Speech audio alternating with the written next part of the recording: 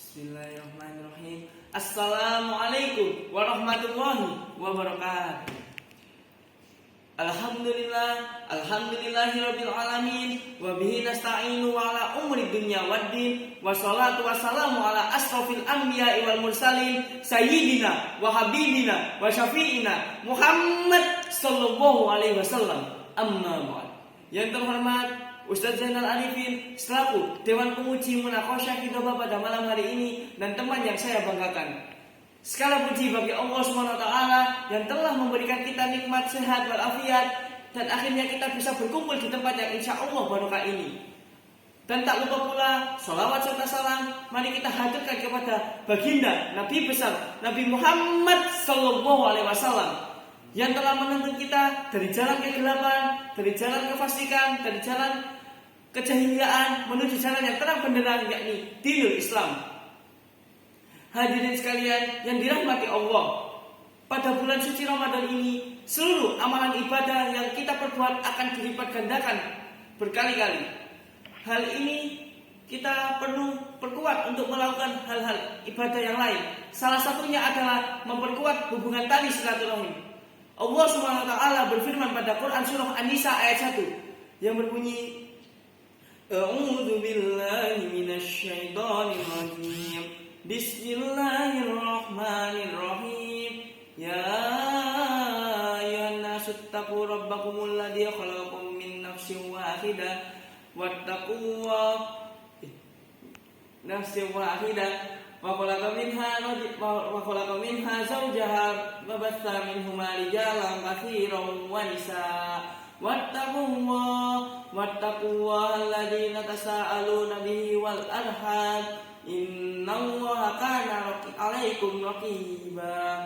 Artinya, wahai sekalian manusia, bertakwalah kepada Tuhanmu yang telah menciptakan kamu seorang diri, dan daripadanya Allah SWT menciptakan istrinya, dan daripadanya Allah SWT memperkembangbiakkan laki-laki dan perempuannya banyak. Dan bertakwalah kepada Allah SWT yang kamu pergunakan namanya untuk saling meminta satu sama lain. Dan peliharalah hubungan silaturahim. Sungguh Allah mengawasimu dan menjagamu. Quran surah An-Nisa ayat 1. Dalil di atas menerangkan bahwa Allah SWT menyuruh umat manusia untuk memperkuat hubungan silaturahim. Banyak sekali faedah yang kita dapatkan dari hubungan silaturahim. Salah satunya terjalin hubungan kekeluargaan yang erat, terbentuknya kerukunan antar sesama dan lain sebagainya. Hal ini diperjelas dengan sabda Nabi Shallallahu Alaihi Wasallam yang berbunyi, ta'budu wa la tusyriku bihi syai'an wa tuqimus shalah wa tu'tiz zakah wa tasilur rahim dan yang artinya bertakwalah kepada Allah SWT, janganlah syirik, dirikanlah sholat, tunaikanlah zakat, dan perkuatlah hubungan silaturahim dengan orang tua dan saudara. Hadis riwayat Bukhari. Hubungan silaturahim sebaiknya kita lakukan sehari-hari. Antara lain itu banyak contoh kecilnya, seperti kita saling menyapa satu sama lain, memberi salam, dan mengucap ya kayak selamat pagi itu sama teman-teman yang kalian lewat.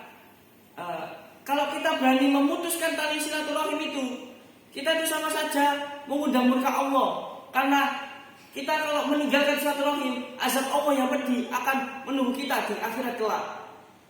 Di balik ibadah kita mengamalkan hubungan silaturahim ini, ada suatu kisah menarik yang saya dapat dari internet saat saya membuat khitbah ini. Al-Kisah, ada dua seseorang yang mendatangi rumah Nabi Daud alaihissalam. Mereka berdua ini adalah orang yang sudah memutus tali silaturahim. Mereka berdua datang ke rumah Nabi Daud alaihissalam itu untuk meminta hukum, kayak meminta pertanggungjawaban gitu. Setelah Nabi Daud alaihissalam itu memberikan hukum kepada dua orang itu lalu pergi meninggalkan rumahnya Nabi Daud. Lalu malaikat maut datang ke rumah Nabi Daud mengabarkan bahwa salah seorang dari mereka akan dicabut nyawanya 1 minggu ke depan.